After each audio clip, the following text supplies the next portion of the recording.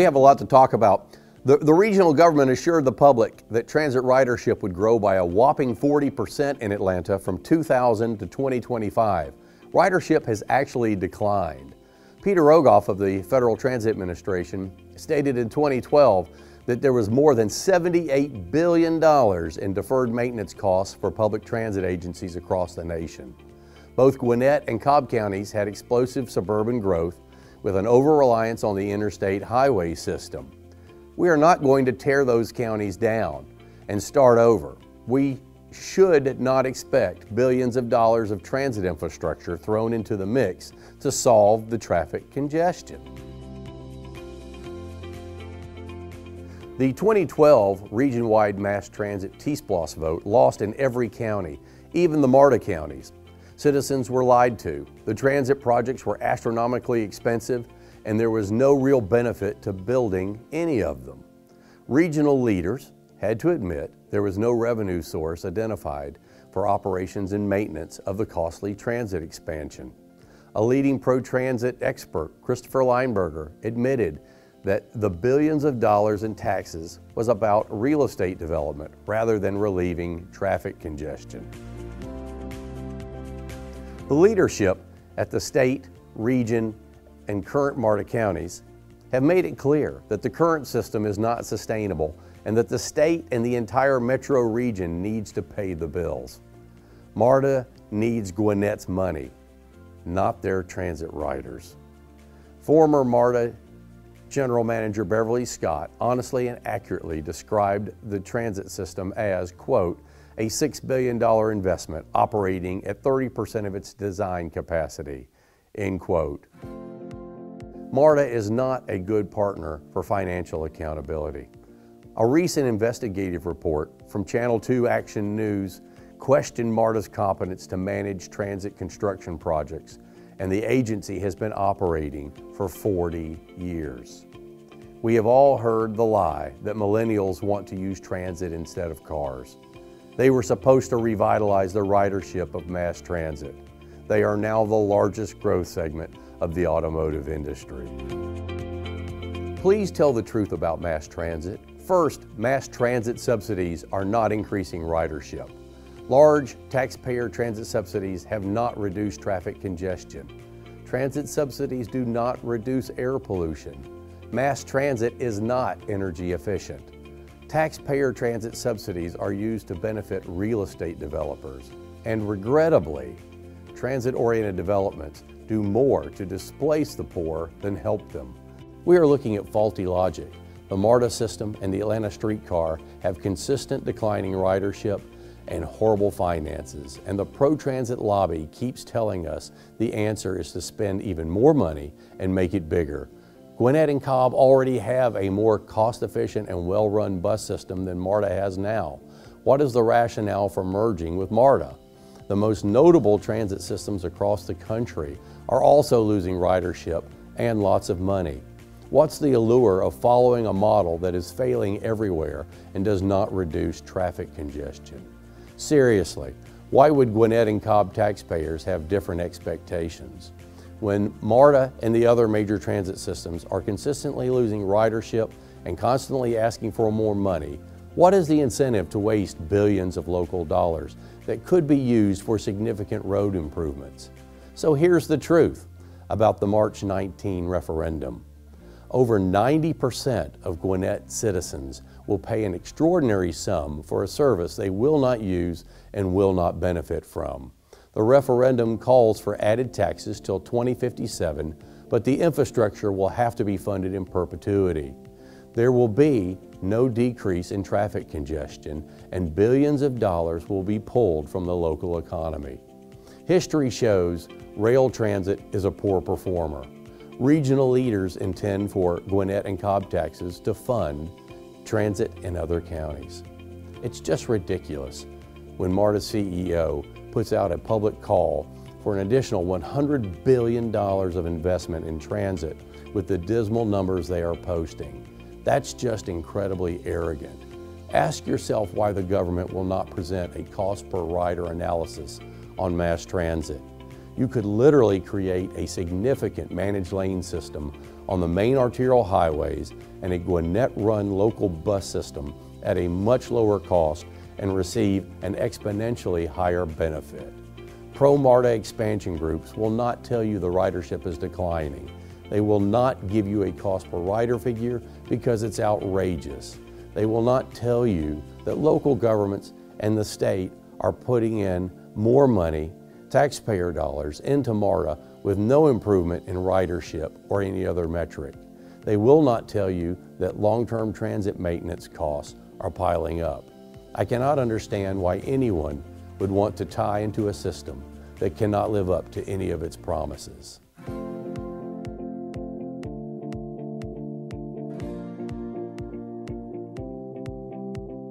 You know, that's a really good question. And let me tell you, across the country, there's not a single model that we can point to that's working well, and I don't know why we'd want to emulate any of them. Portland, Oregon, for example, the darling of transit, they spent $2.5 billion on additional rail services, and their ridership either declined or stayed the same through a multi-year period. $2.5 billion, nothing to show for it. Then you've got DC Metro Rail. They are in dire straits. Washington Post had a detrimental argument related to what they're trying to do. They're messing up on maintenance costs. The ridership is declining sharply, and they're the second largest transit system in the United States. Then we've got the New York subway system, the vaulted New York subway system. They're losing ridership year over year. And they also have a host of very expensive maintenance issues. A lot of these people are deferring to the ride-sharing programs, and that's probably what we should be looking at. Then you've got the almost comical California high-speed rail project. They started off promising the citizens of California that project would cost $15 billion. The latest estimate was $213 billion.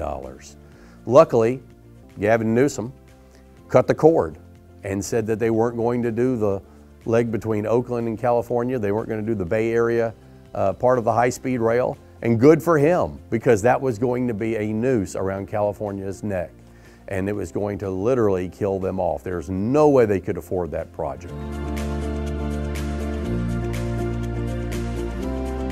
So, you know, it's good too that we also do need to talk about the Jimmy Carter Boulevard transit-oriented development that they're going to do in Gwinnett. It's planned, I think it's going to be about 15 years out they're talking about. But let me tell you what the honest truth is about that. That area is a traffic quagmire. We all know that.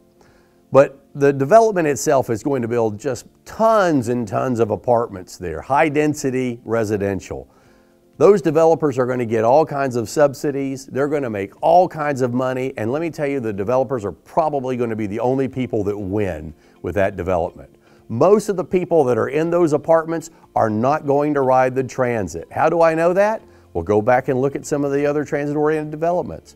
Lindbergh, for example, in the MARTA system. That's their oldest, most tried and true TOD, transit-oriented development. Only 22% at most of the people that live in all those apartments use the transit. The other people, they're bringing their car. They're driving everywhere they're going to go. Imagine what all those thousands of people who are added into the mix in their cars are going to do to traffic congestion on Jimmy Carter Boulevard and beyond.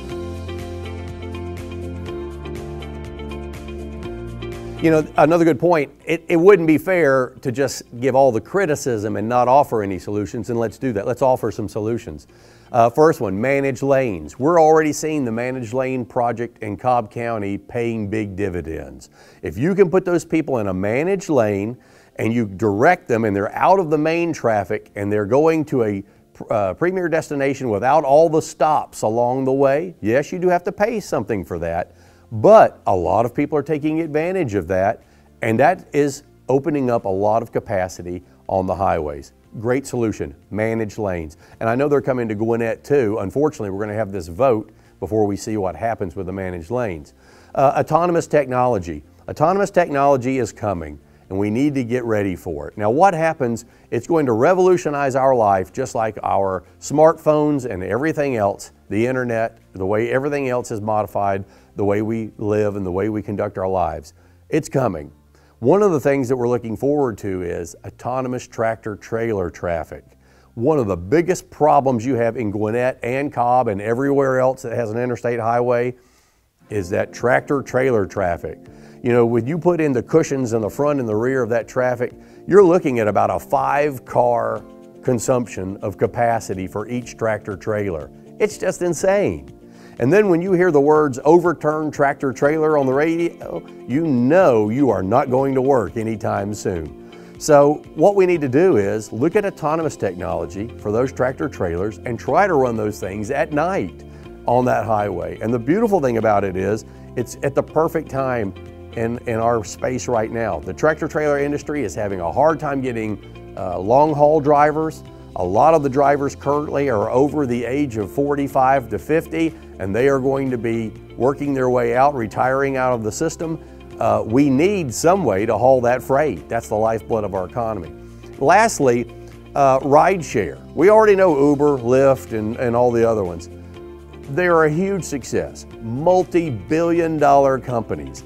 Let's work on that rideshare program and actually get it so we don't have to go through an Uber or a Lyft. We can take people who work in the same office complexes, same geographical areas, who maybe might park in the same parking decks or parking lots, and try to work out more ride sharing amongst our citizens and have them take themselves. You could have an actual payment that could be a transaction on the internet.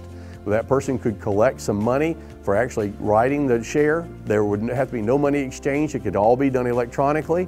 And then if that person had to leave early, the person who had to drive or the person who was the passenger had to leave early, then you could connect through the internet with another person and drive back, or connect with Uber, Lyft, whatever. But those are great solutions that are coming up. Some of them already exist. Well, you know, another good point, we've always heard in the last couple of years that, hey, MARTA's financial situation has improved dramatically.